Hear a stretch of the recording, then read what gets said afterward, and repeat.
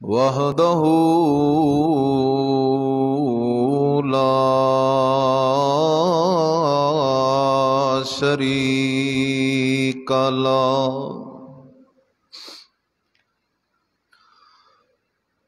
لا شريك له ولا نظير له ولا ند له وأشهد أن لا إله إلا الله وأشهد أن سيدنا وسندنا وحبيبنا وحبيب ربنا محمد عليه الصلاة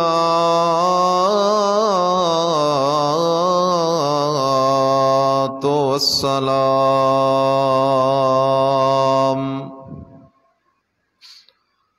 قال الله تبارك وتعالى في كلامه المجيد وفرقانه الحميد نحن نقص عليك أحسن القصص بما أوحينا إليك هذا القرآن وإن كنت من قبله لمن الغافلين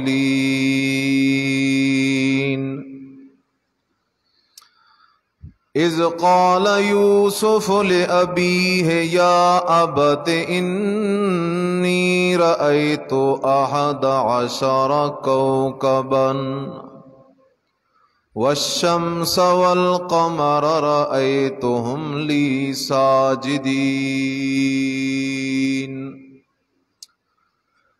إن الله وملائكته يصلون على النبي يا أيها الذين آمنوا صلوا عليه وسلموا تسليما اللهم صل على محمد وعلى آل محمد كما صليت على إبراهيم وعلى آل إبراهيم إنك حميد مجيد اللهم بارك على محمد وعلى آل محمد كما باركت على إبراهيم وعلى آل إبراهيم إنك حميد مجيد سبحان ربك رب العزة عما يصفون وسلام على المرسلين والحمد لله رب العالمين.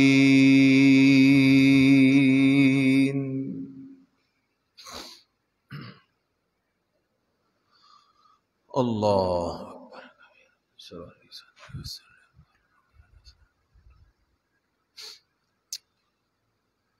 انتہائی قابل صد احترام محض مخلص مسلم دوستو، بھائیو، بزرگوں،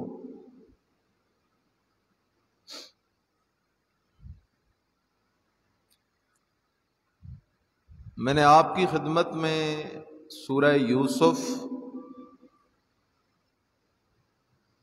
کی ابتدائی آیات تلاوت کی ہیں۔ رب ذوالجلال کے دربار ذی جلال میں دعا ہے کہ اللہ محض اپنی توفیق سے مجھے حق اور سچ بات کہنے اور طرفین کو سمجھ کر استقامت اور عمل کی توفیق نصیب فرمائے۔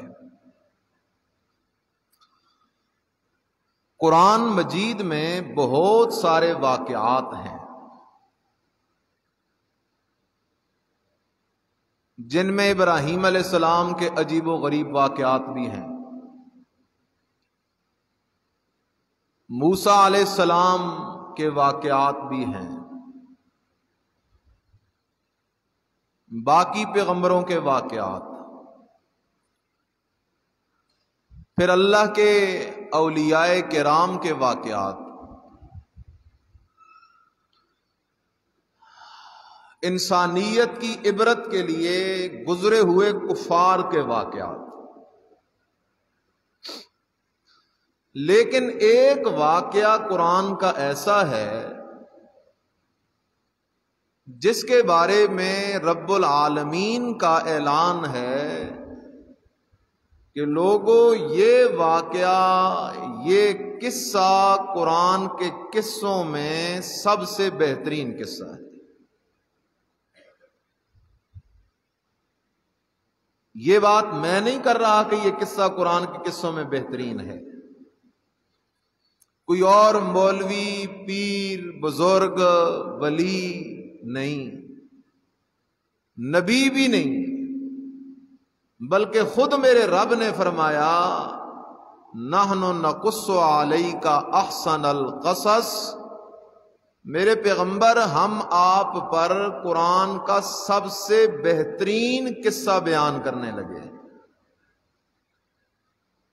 تو اللہ نے یوسف علیہ السلام کے واقعے کو، قصے کو سب سے بہترین اور سب سے حسین قصہ قرار دیا ہے۔ اور ہمارا تجربہ یہ ہے کہ اگر واقعہ یوسف علیہ السلام کو جس طرح اللہ نے قرآن میں بیان کیا ہے اسی طرح بیان کیا جائے اور اسے سمجھا جائے تو انسان کی زندگی میں ایک انقلاب آ جاتا ہے، اس کے عقائد کے اندر بھی انقلاب آتا ہے، اعمال کے اندر بھی انقلاب آتا ہے۔ واقعے کا پس منظر یہ ہے، ایک قول کے مطابق صحابہ کرام رضوان اللہ تعالی علیہم اجمعین وہ نبی علیہ السلام کے پاس آئے۔ اللہ کے نبی دور جاہلیت میں قصے سنانے کا بڑا رواج تھا۔ ہم لوگ جب حج کرتے تھے، عرفات کے میدان میں جا کے بیٹھتے تھے تو اپنے قصے سنایا کرتے تھے۔ اس لیے اللہ کے نبی آپ بھی اللہ سے دعا کریں کہ اللہ کوئی قصہ نازل کرے، ہم قصہ سننا چاہتے ہیں۔ اللہ تعالیٰ نے سورہ یوسف نازل کر دی۔ اور ایک روایت میں ہے کہ مکے کے کچھ مشرک یہود کے علماء کے پاس گئے اور یہود کے علماء نے مشرکین مکہ کو یہ پٹی پڑھائی اور کہا کہ تم جا کے محمد صلی اللہ علیہ وسلم سے سوال کرو کہ بنی اسرائیل یعنی یعقوب علیہ السلام کی اولاد کا اصل ٹھکانہ، مسکن، علاقہ وہ تو کنعان ہے، لیکن بنی اسرائیل آباد ہیں مصر کے اندر، تو بنی اسرائیل یعنی یعقوب علیہ السلام اور ان کی اولاد کنعان سے مصر کیسے منتقل ہوئی؟ بنی اسرائیل کے کنعان سے مصر کی طرف آنے اور ہجرت کرنے کی حقیقت اور واقعہ کیا ہے؟ سوال کرو، اگر یہ اللہ کا سچا نبی ہے تو پھر یہ اس کا جواب دے دے گا، اور اگر اللہ کا سچا نبی نہیں ہے تو پھر یہ اس کا جواب نہیں دے سکے گا۔ تو مشرکین مکہ نے نبی علیہ السلام سے یہ سوال کیا۔ لیکن اس واقعے کو شروع کرنے سے پہلے ایک بات ذہن میں رکھیں. ایک ہوتی ہے کہانی. جس طرح مائیں اپنے بچوں کو سلاتی ہیں تو کہانیاں سناتی ہیں، کبھی شیر کی کہانی، کبھی کتے کی کہانی، کبھی بادشاہ کی کہانی. تو قرآن کہانیاں نہیں بیان کرتا، بلکہ قرآن کے ایک ایک حرف میں، قرآن کی ایک ایک آیت میں، قرآن کے ایک ایک واقعے میں، قرآن کے ایک ایک قصے میں اللہ نے ہمارے لیے ہدایت کا سبق رکھا ہوا ہے. اس لیے سورہ یوسف کو اور واقعہ یوسف علیہ السلام کو بڑے غور سے سننا ہے، تاکہ اللہ نے جس مقصد کے لیے اس واقعے کو نازل کیا ہمیں وہ مقصد حاصل ہو جائے. نبی علیہ السلام سے سوال ہوا. اب آپ علیہ السلام خود تو جواب دے نہیں سکتے، کیونکہ جب یعقوب علیہ السلام اور یوسف علیہ السلام کا یہ واقعہ ہوا تھا اس وقت تو نبی علیہ السلام موجود نہیں تھے. نبی علیہ السلام نے اللہ سے دعا کی، اللہ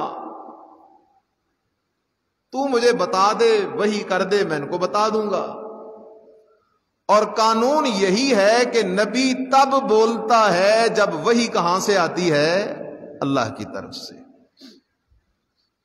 نبی اپنی طرف سے نہیں بولتا. اللہ تعالیٰ نے قرآن نازل کر دیا، سورہ یوسف نازل کر دی، اور قصے کی ابتدا عجیب الفاظ میں کی. بسم اللہ الرحمن الرحیم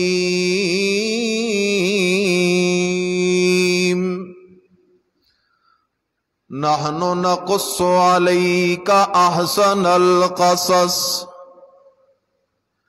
اللہ کہتا ہے میرا پیغمبر، نحن ہم یعنی میں اللہ آپ، نقص علیک احسن القصص میں اللہ آپ بیان کرنے لگا ہوں میرے پیغمبر احسن القصص، قرآن کا سب سے بہترین قصہ. اللہ. اب سوال ہے، قرآن میں تو باقی نبیوں کے قصے بھی موجود ہیں، ابراہیم علیہ السلام کے قصے، موسیٰ علیہ السلام کا قصے، عیسیٰ علیہ السلام کا قصہ، نبی علیہ السلام کے قصے، حضرت سلیمان علیہ السلام کا قصہ، حضرت صالح علیہ السلام، حضرت ہود علیہ السلام، حضرت لوط علیہ السلام کا قصہ، بی بی مریم کا قصہ، اصحاب کہف کا قصہ، عزیر علیہ السلام کا قصہ. لیکن اللہ نے یوسف علیہ السلام کے واقعے اور قصے کو سارے قصوں میں سے بہترین قصہ قرار دیا. اس کی وجہ کیا ہے؟ پہلا جواب، علماء کہتے ہیں باقی قصے ترتیب کے ساتھ اللہ نے نہیں بیان کیے. کسی ایک صورت میں ابراہیم علیہ السلام کا قصہ آ گیا، باقی قصہ دوسری صورت میں، باقی قصہ تیسری صورت میں. باقی نبیوں کے قصے قرآن میں پھیلے ہوئے ہیں، اور یوسف علیہ السلام کا سارا قصہ ایک صورت میں اللہ نے ترتیب کے ساتھ سنایا ہے. اس لیے یوسف علیہ السلام کا قصہ سارے قصوں سے بہترین قصہ ہے. دوسری وجہ، اور جو دل کو لگنے والی بات ہے، قرآن کے اندر جتنے قصے ہیں ان سب قصوں میں اللہ اپنی توحید کا مسئلہ سمجھا رہا ہے. ابراہیم علیہ السلام کے قصوں میں بھی مسئلہ یہی آئے گا، لا الہ الا اللہ. موسیٰ علیہ السلام کے قصوں میں بھی مسئلہ یہی آئے گا، لا الہ الا اللہ. نوح علیہ السلام کے قصے میں بھی مسئلہ یہی آئے گا، لا الہ الا اللہ. لیکن توحید والا مسئلہ جتنی وضاحت سے، تفصیل سے یوسف علیہ السلام کے واقعے میں بیان ہوا ہے، اتنی وضاحت اور تفصیل سے کسی اور واقعے میں بیان نہیں ہوا۔ اس لیے فرمایا نحن نقص علیک احسن القصص۔ اس قصے کو سنو گے تو مسئلہ سمجھ آئے گا کہ غیب دان اکیلا کون ہے۔ بولا کرو، غیب دان اکیلا کون ہے؟ حاضر و ناظر اکیلا کون ہے؟ مشکل کشا اکیلا کون ہے؟ حاجت روا اکیلا کون ہے؟ دلوں کے حال جاننے والا اکیلا کون ہے؟ اللہ کی توحید کا مسئلہ سمجھ آئے گا۔ سبحان اللہ۔ اگلے جملے پہ غور کرنا، نحن نقص علیک احسن القصص بما اوحینا الیک ھذا القرآن۔ اے میرے نبی، ہم قرآن کے واسطے، قرآن کے ذریعے آپ کو یوسف علیہ السلام کا واقعہ سنا رہے ہیں۔ اگلے جملے کو میرے بھائی غور سے سننا، قرآن کیا کہہ رہا ہے؟ وَإِن كُنْتَ مِن قَبْلِهِ لَمِنَ الْغَافِلِينَ۔ اللہ کہتا ہے میرے نبی، نبیوں کے سردار محمد الرسول اللہ، سارے کہہ دو صلی اللہ علیہ وسلم۔ اللہ کہتا ہے میرے نبی، ہم نے آپ کو یوسف علیہ السلام کا واقعہ سنایا، تب آپ کو یوسف علیہ السلام کے واقعے کا پتہ چلا ہے، وگرنہ اس سے پہلے آپ کو یوسف علیہ السلام کے واقعے کا پتہ نہیں تھا۔ وَإِن كُنْتَ مِن قَبْلِهِ لَمِنَ الْغَافِلِينَ، اگرچہ آپ اس سے پہلے بے خبر تھے۔ اے میرے نبی، آپ کو یوسف علیہ السلام کے واقعے کی کوئی خبر نہیں تھی، کوئی پتہ نہیں تھا، کوئی معلومات نہیں تھی، اس لیے کہ جمیع ما کان جمیع ما یکون، اگلے پچھلے سارے حالات کو جاننے والا ہے تو اکیلا کون ہے؟ اللہ اکبر۔ آج تو لوگ کہتے ہیں پیروں کی بلیاں بھی غیب جانتی ہیں۔ جی، پیروں کی بلیاں بھی غیب جانتی ہیں۔ اور میرے بھائی قرآن کا مسئلہ سمجھ، غیب دان اللہ کے سوا کوئی نہیں ہے، غیب دان اللہ کے سوا، حتیٰ کہ سارے نبیوں کے سردار سید الانبیاء محمد الرسول اللہ صلی اللہ علیہ وسلم بہت علم والے ہیں۔ اللہ نے جو علم سارے نبیوں کو دیا، ولیوں کو دیا، اس سب سے زیادہ علم اللہ نے میرے اور آپ کے نبی کو دیا، لیکن اس کے باوجود بھی نبی علیہ السلام عالم تو ہیں، علم والے تو ہیں، لیکن عالم الغیب نہیں۔ عالم الغیب اکیلا کون ہے؟ دھوکہ نہ کھانا، عالم الغیب اکیلے کون ہے؟ حضرت زید بن ارقم رضی اللہ تعالیٰ عنہ، نبی علیہ السلام کے ایک چھوٹا سا صحابی تھا۔ آ رہے نبی علیہ السلام ایک غزوے سے،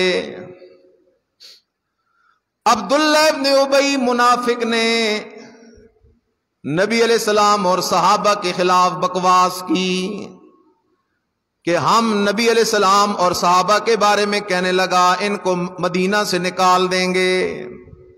حضرت زید بن ارقم رضی اللہ تعالی عنہ نے اس منافق کی یہ بکواس سن لی اور نبی علیہ السلام کو آ کے شکایت لگائی۔ اللہ کے نبی، وہ جو عبداللہ ابن ابی منافق ہے، وہ آپ کے اور آپ کے ساتھیوں کے بارے میں یہ بکواس کر رہا تھا۔ نبی علیہ السلام نے عبداللہ ابن ابی کو بلایا اور پوچھا، اور عبداللہ ابن ابی بتا تو نے یہ بات کی ہے؟ عبداللہ ابن ابی نے قسمیں اٹھانی شروع کر دیں، قرآن اٹھانے شروع کر دیے۔ اللہ کے نبی، میں نے یہ بات کوئی نہیں کی، میری سفید داڑھی کو دیکھیں، میں بڑا حاجی بھی ہوں، بڑا نمازی بھی ہوں، آپ اس بچے کی بات کا یقین کر رہے ہیں، میری بات کا یقین نہیں کر رہے۔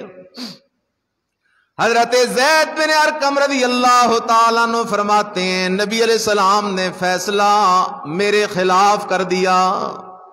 نبی علیہ السلام نے مجھے جھوٹا کہہ دیا، عبداللہ ابن ابی کو سچا کہہ دیا، حالانکہ حقیقت اس کے خلاف تھی۔ زید بن ارقم سچا تھا، عبداللہ ابن ابی جھوٹا تھا۔ نبی علیہ السلام نے سچے کو جھوٹا قرار دے دیا، جھوٹے کو سچا قرار دے دیا، اس لیے کہ نبی علیہ السلام اللہ کے پیارے دلارے پیغمبر ضرور ہیں، سید الانبیاء ضرور ہیں، امام الانبیاء ضرور ہیں، خاتم الانبیاء ضرور ہیں، لیکن غیب دان نہیں ہیں۔ غیب دان اکیلا کون ہے؟ اللہ نے قرآن اتار دیا، اور قرآن سورہ منافقون اتار کے اللہ نے اعلان کیا، میرے پیغمبر جس کو آپ جھوٹا کہہ رہے ہیں وہ سچا ہے، اور جسے آپ سچا کہہ رہے ہیں وہ جھوٹا ہے۔ اللہ کا فیصلہ آ گیا، کیونکہ نبی علیہ السلام غیب دان نہیں۔ غیب دان اکیلا کون ہے؟ نبی علیہ السلام حاضر و ناظر نہیں، حاضر و ناظر اکیلا کون ہے؟ قرآن خود کہتا ہے قُل لَا أَقُولُ لَكُمْ عِنْدِي خَزَائِنُ اللَّهِ وَلَا أَعْلَمُ الْغَيْبَ وَلَا أَقُولُ إِنِّي مَلَكٌ۔ اللہ کہتا ہے میرے پیغمبر آپ خود اعلان کریں، میرے امتیوں میں محمد اللہ کا رسول ضرور ہوں، لیکن میں خزانوں کا مالک نہیں ہوں۔ خزانوں کا مالک کون ہے؟ میں عالم الغیب نہیں ہوں، لا عالم الغیب، میں غیب نہیں جانتا، غیب نہیں جانتا، اس لیے کہ عالم الغیب والشہادہ، غیب جاننے والا اکیلا کون ہے؟ اللہ اکبر۔ اذ قال یوسف لابیہ یا ابت، ابتدا ہو رہی ہے واقعے کی، اجمال ہے۔ حضرت یوسف علیہ السلام نے ایک خواب دیکھا۔ خواب کیا دیکھا؟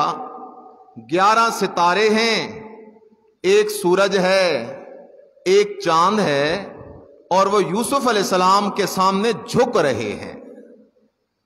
سجدے کا یہ معنی نہیں کہ پیشانی زمین پہ رکھ رہے ہیں، سورج چاند ستاروں کی پیشانی تو نہیں ہے، ساجدین جھک رہے ہیں۔ یوسف علیہ السلام نے یہ خواب دیکھا،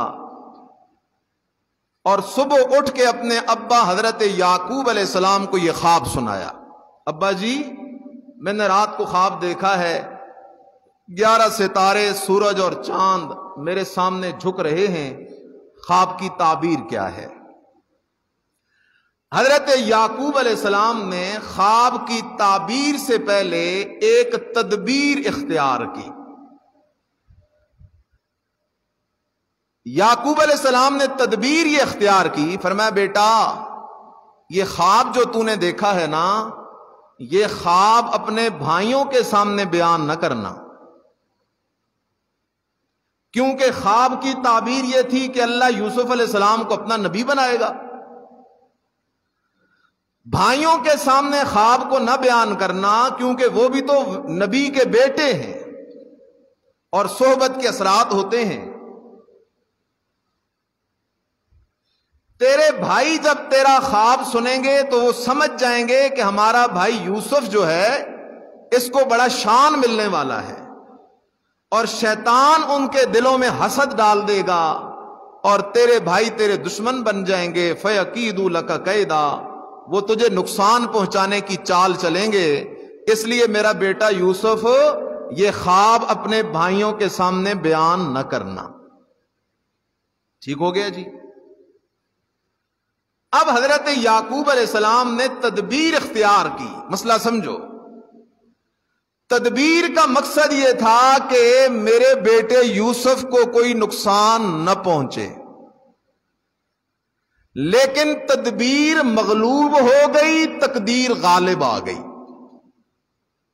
نبی نے تدبیر کی کہ میرے بیٹے آپس میں ایک دوسرے کے دشمن نہ بنے، ایک دوسرے کے حسد میں مبتلا نہ ہو، لیکن اللہ کو کچھ اور ہی منظور تھا۔ اور ہوا وہ جو چاہا کس نے، کیونکہ چاہت صرف کس کی پوری ہوتی ہے؟ اللہ کی پوری۔ اب حضرت یعقوب علیہ السلام نے تعبیر بتائی، فرمایا میرا بیٹا تیرے خواب کی تعبیر یہ ہے، کذالک یجتبیک ربک، اللہ تیرے سر پہ نبوت کا تاج سجائے گا، تجھے اللہ اپنا نبی بنائے گا، جیسے تیرے باپ دادا حضرت ابراہیم حضرت اسحاق علیہم الصلوات والسلام جیسے اللہ نے ان کو نبی بنایا تھا، اللہ تجھے بھی اپنا نبی بنائے گا، یہ تیرے خواب کی تعبیر ہے۔ حضرت یعقوب علیہ السلام نے تعبیر بتا دی۔ اب یہاں ایک مسئلہ یاد کر لو، مسئلہ یاد کرو، بڑا ضروری ہے۔ آج لوگوں نے دین کی عمارت خوابوں پہ کھڑی کی ہوئی ہے۔ فلاں نے خواب دیکھا، شیخ عبد القادر جیلانی رحم اللہ خواب میں آئے، میرے نام کی 11ویں دو، لوگوں نے 11ویں دینی شروع کر دی۔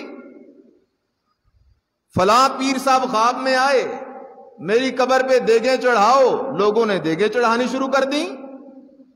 میرے بھائی یہ مسئلہ دل کی تختی پہ لکھ لے، خواب اگر نبی دیکھے، خواب کون دیکھے؟ نبی دیکھے تو نبی کا خواب دین ہوتا ہے، لیکن نبی کے علاوہ کسی کا خواب بھی دین بن نہیں سکتا۔ نبی کے علاوہ کسی کے خواب کی اسلام میں شریعت میں کوئی حیثیت نہیں، نبی کا خواب دین ہے۔ جیسے حضرت ابراہیم علیہ السلام نے خواب دیکھا تھا، یا بنی انی ارا فی المنام انی اذبحک فانظر ماذا تری۔ ابراہیم علیہ السلام نے خواب دیکھا کہ میں اپنے لال اسماعیل کو ذبح کر رہا ہوں، خواب پہ عمل کیا، بیٹا بھی بڑا لائق تھا، سبحان اللہ، نبی کا بیٹا تھا، کہتا ہے یا ابت افعل ما تؤمر ستجدنی انشاء اللہ من الصابرین۔ ابا جی اللہ کا حکم ہے تو آپ عمل کریں، آپ مجھے اللہ کی رضا کے لیے ذبح کر دیں۔ ابراہیم علیہ السلام بیٹے کو ذبح کرنے کو تیار ہے، بیٹا ذبح ہونے کو تیار ہے۔ اللہ کہتا ہے فدیناہ بذبح عظیم، ہم نے اسماعیل کو بچا لیا، بدلے میں دمبا دے دیا۔ حضرت ابراہیم علیہ السلام کی خواب دین بن گئی، معلوم ہوا نبی کا خواب دین ہے، لیکن نبی کے علاوہ کسی کا خواب بھی دین نہیں ہے۔ اس لیے خوابوں کے پیچھے نہ جایا کر، قرآن کے پیچھے آیا کر۔ حضرت یوسف علیہ السلام نے خواب دیکھا، تعبیر آ گئی۔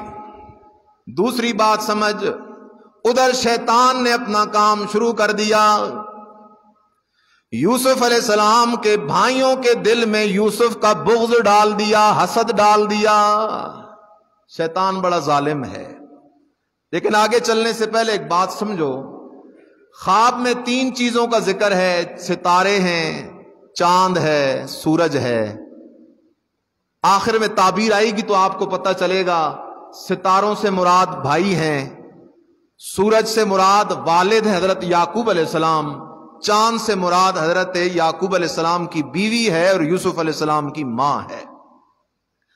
لیکن یہاں مسئلہ یہ سمجھو، بعض اوقات یوسف علیہ السلام کا واقعہ بیان ہوتا ہے تو لوگ یوسف علیہ السلام کے بھائیوں سے نفرت کرنے لگتے ہیں، غلط بات ہے۔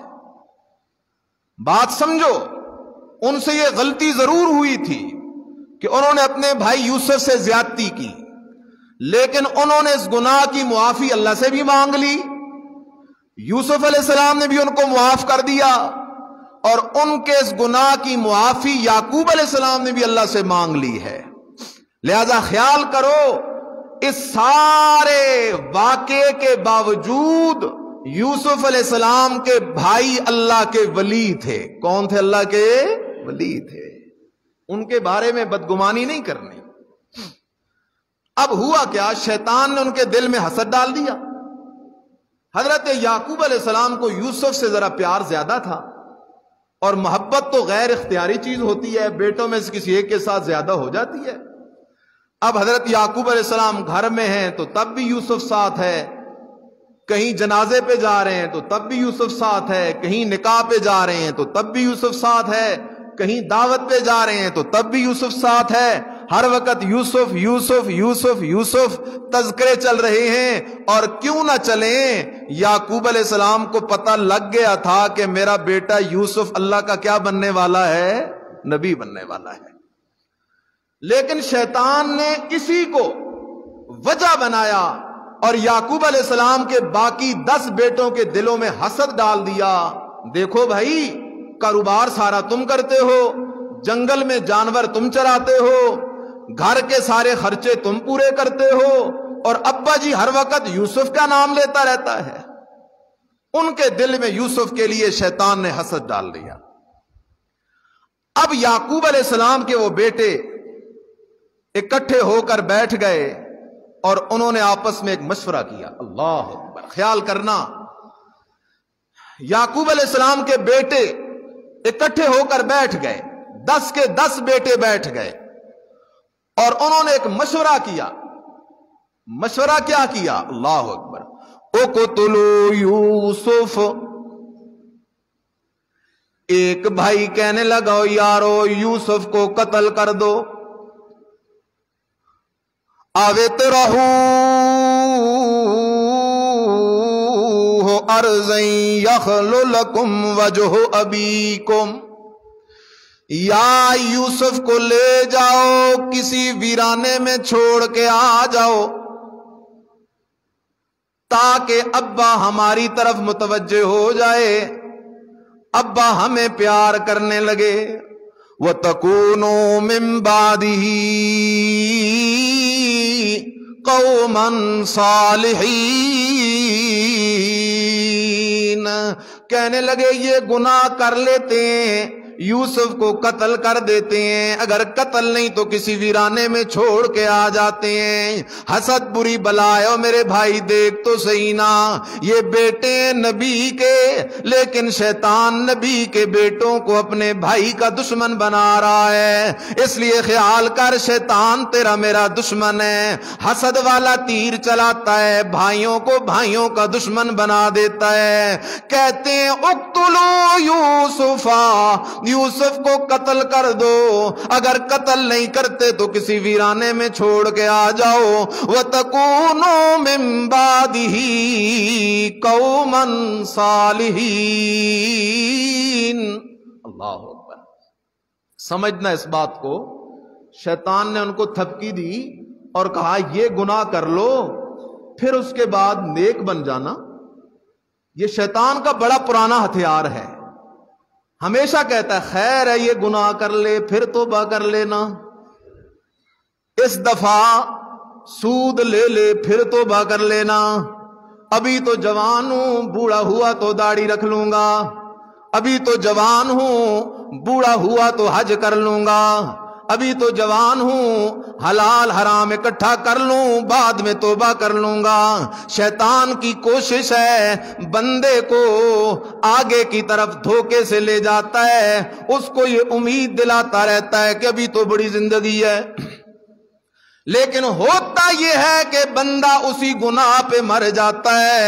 اللہ اکبر، و میرے بھائی خیال کر، یوسف علیہ السلام کے بھائی بیٹھ کے مشورہ کر رہے ہیں، ایک نے کہا یوسف کو قتل کر دو، ایک بڑا بھائی کھڑا ہو گیا، نام اس کا یہوذا ہے، وہ کھڑا ہو کے کہنے لگا بھائیو یوسف کا کیا گناہ ہے، یوسف تو معصوم بچہ ہے، یوسف کو کیوں قتل کرنا چاہتے ہو؟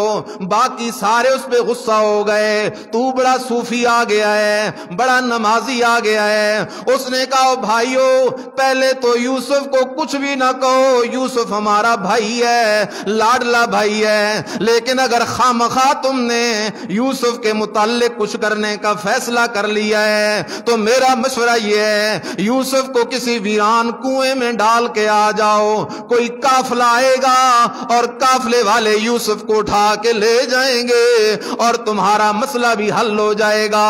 اس بڑے بھائی نے یہ مشورہ دیا۔ قرآن کیا کہتا ہے؟ قال قائل منہم لا تقتلوا یوسف والقوه فی غیابت الجب یلتقطه بعض السیارہ ان کنتم فاعلین۔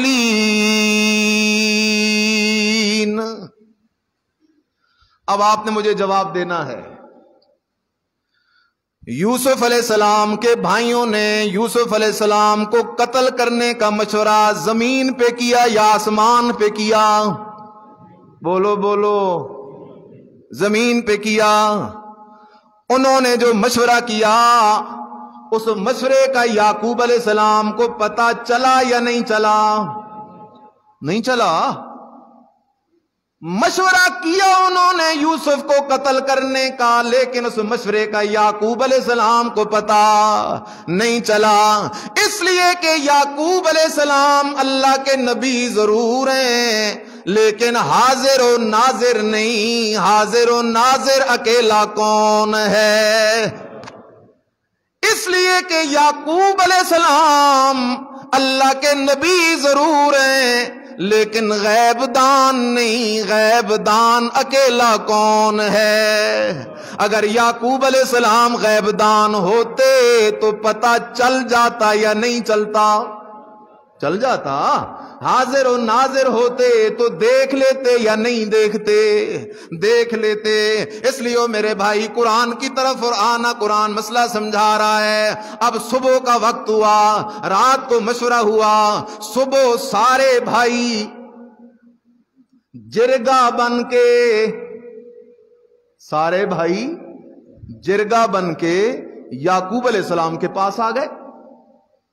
یعقوب علیہ السلام بیٹھے ہیں، 10 کے 10 آ گئے اور سامنے آ کے بیٹھ گئے، اور 10 کے 10 بھائیوں نے یعقوب علیہ السلام سے ایک درخواست کی۔ کہنے لگے ابا جی، یا ابانا ما لک لا تأمنا علی یوسف وإنا لہ لناصحون ارسلہ معنا غدا یرتا ویلعب ارسلہ معنا غدا یرتا ویلعب وإنا لہ لحافظون۔ خیال کرنا، بڑا عجیب مقام ہے، مسئلہ بڑا عجیب حال ہوگا، خیال کرو۔ یعقوب علیہ السلام کے سامنے یعقوب علیہ السلام کے بیٹے بیٹھے ہوئے ہیں اور کہنے لگے ابا جی آپ یوسف کو صبح ہمارے ساتھ جنگل جانے کی اجازت دیں۔ کیوں بھائی؟ یرتا ویلعب، یوسف جنگل میں جائے گا، تازے تازے پھل کھائے گا، ویلعب کھیلے گا، کودے گا، وَإِنَّا لَهُ لَحَافِظُونَ اور ہم اس کی حفاظت بھی کریں گے۔ جاگ رہے ہو؟ یوسف علیہ السلام کے بھائی کیا کہہ رہے ہیں؟ ابا جی ہمیں یوسف سے بڑا پیار ہے، یوسف کو ہمارے ساتھ جنگل جانے کی اجازت دیں، وہ جنگل جائے گا، تازے تازے پھل کھائے گا، کھیلے گا، کودے گا۔ تو یوسف کے بھائیوں کی زبان پہ جو پیار ہے دل میں بھی وہ پیار موجود ہے یا دل میں نفرت موجود ہے؟ یوسف کے بھائیوں کی زبان پہ پیار ہے، دل میں بغض ہے، دل میں نفرت ہے، دل میں یوسف کو اپنے باپ سے جدا کرنے کی سازش ہے۔ خیال کرنا ہو میرے بھائی، لیکن یعقوب علیہ السلام کو سامنے بیٹھے ہوئے اپنے بیٹوں کے دلوں کے حال کا پتہ نہیں چلا۔ اور لوگ کیا کہتے ہیں؟ بادشاہو साडे पीर तां बड़े पहुंचे होए ने। साडे पीर तां बड़े किस तरह? बादशाहो साडे पीर तां दिलां दे हाल जानदे ने। ओ मेरे भाई धोखा ना खाना, इन्नहू अलीमुम बिजात सुदूर। दिलों के हाल जानने वाला अकेला कौन है? याकूब अलैहिस्सलाम अल्लाह के पैगंबर हैं, बाप इसहाक अलैहिस्सलाम भी पैगंबर, दादा इब्राहिम अलैहिस्सलाम भी पैगंबर, बेटा यूसुफ भी पैगंबर। अगर याकूब अलैहिस्सलाम अल्लाह के पैगंबर को अपने बेटों के दिलों के हाल का पता नहीं चला, तो आज का पीर भी किसी के दिल के हाल को जान नहीं सकता। अल्लाह अकबर। अरसिलहु माना गदन यरता व यलाब। अब्बा जी ताजे ताजे फल खाएगा, मेवे खाएगा, खेलेगा, कूदेगा, हम इसकी हिफाजत करेंगे। अब आगे हजरत याकूब अलैहिस्सलाम ने एक उज़र बयान किया, बेटों ने उस उज़र का जवाब दिया। आखिरकार याकूब अलैहिस्सलाम यूसुफ को भेजने के लिए तैयार हो गए और यूसुफ फिर जाएगा जंगल की तरफ। लेकिन यहां से आगे इंशाअल्लाह मैं इस वाक्य को आइंदा जुमे जिक्र करूंगा। आप थोड़ी देर तवज्जो करें। हदीस पाक में आता है, आप अलैहिस्सलाम ने फरमाया सारे मुसलमानों की मिसाल एक जिस्म की है,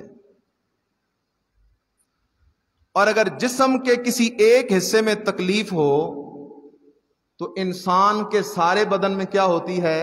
तकलीफ होती है। और यही ईमान और इस्लाम की निशानी है। आप सबको पता है हमारा मुल्क और मुल्क के अक्सर इलाके इस वक्त सैलाब की जद में हैं। लोग बेआसरा हैं, सर छुपाने के लिए छत कोई नहीं, खाने के लिए उनके पास बंदोबस्त कोई नहीं, मासूम बच्चे बिलक रहे हैं। अल्लाह अपने कामों पे खूब समझता है, लेकिन मुसलमान होने की हैसियत से हम सब का भी फर्ज बनता है कि हम अपनी अपनी ताकत बिसात के मुताबिक अपने उन मुसलमान भाइयों की मदद करें। अगर मैं सोचूं मेरे करने से क्या होगा, आप में से हर बंदा सोचे हमारे करने से क्या होगा, तो ये गलत सोच है। कतरा कतरा मिलके दरिया बना करता है। दूसरा यह कि हम सब ने अपना अपना फर्ज पूरा करना है। वो लोग इस वक्त मेरी और आप की मदद ताउन के मुंतजिर बैठे हैं। और हदीस पाक में यह भी आता है कि जो मुसलमान बंदा अपने किसी मुसलमान भाई की दुनिया की एक तकलीफ दूर करता है ना, तो अल्लाह ताला उसके बदले में उसकी आखिरत की एक तकलीफ दूर कर देगा। इसलिए हमने ये फैसला किया है, तरनौल में हमारी जितनी भी मसाजिद हैं उन सब ने मिलकर, अइम्मा ने, खुतबा ने यह फैसला किया है कि आज जुमे पे भी सब मस्जिदों में अपील हो रही है कि आप सब साथी अपनी बिसात से बढ़कर ताउन करें, और इंशाअल्लाह आपका दिया हुआ एक एक रुपया मुस्तहिकीन तक पहुंचेगा। ये हमारी इंशाअल्लाह पूरी कोशिश होगी। आज भी ताउन करें, और कल शाम तक आपकी मस्जिद है, आपके इमाम साहब हैं मुफ्ती हामिद साहब, यही यहां के अमीन होंगे, इन्हीं के पास जो कुछ होगा जमा होगा। फिर इतवार के दिन इंशाअल्लाह हम मुस्तहिकीन तक ये सारा कुछ पहुंचाने की कोशिश करेंगे। तो आज अभी भी इस वक्त भी आप साथी बढ़ चढ़ के ताउन करें। फिर जब घरों में जाएं, मार्केटों में जाएं, जो हमारे भाई दोस्त यहां नहीं हैं, आप उन तक भी अपनी आवाज पहुंचाएं, ताकि जो हो सके हम किसी न किसी दर्जे में अपने उन बेआसरा और परेशान भाइयों का कुछ न कुछ जो है ताउन कर सकें, उनकी मदद कर सकें। तो इस सिलसिले में हर बंदा अपनी पूरी कोशिश करे। अभी भी जो इकट्ठा होगा फंड, ये भी उन्हीं के लिए होगा। नमाज के बाद आप बाद में भी ताउन कर सकते हैं। कल शाम तक ये ताउन का सिलसिला जारी रहेगा। इमाम मस्जिद जो है मुफ्ती हामिद साहब, इनके पास आप अपना जो ताउन है वो जमा करवाएंगे। इंशाअल्लाह आपका दिया हुआ एक एक आना मुस्तहिकीन तक हम पहुंचाने की पूरी कोशिश करेंगे। बाहर जाएंगे, कल आज तो मार्केट बंद है, कल मार्केट के अंदर भी जिन लोगों को अल्लाह ने तौफीक दी है, मार्केट में आवाज़ लगाएं, अपने मार्केट के दोस्तों को दावत दें। मेरी और आपकी आवाज़ से अगर किसी मुसलमान की ज़रूरत पूरी हो जाए तो ये हमारे लिए बहुत बड़ा आखिरत का ज़ख़ीरा होगा। तो इस सिलसिले में सब साथी अपना फ़र्ज समझें। हर बंदा ये समझे कि ये मेरा फ़र्ज है और मैंने इसमें पूरा किरदार अदा करना है, क्योंकि नबी अलैहिस्सलाम की हदीस हक और सच है। आपने फरमाया मुसलमान के बदन के किसी एक जोड़ में तकलीफ होती है, सारे बदन में तकलीफ होती है। हम सब देख रहे हैं टीवी पर, सोशल मीडिया पर, कितनी तकलीफ के अंदर वो लोग हैं। तो इस आजमाइश की घड़ी में बहैसियत मुसलमान होने के हमें बढ़ चढ़ के ताउन करना चाहिए। अल्लाह मुझे आप सबको इसकी तौफीक नसीब फरमाए। आज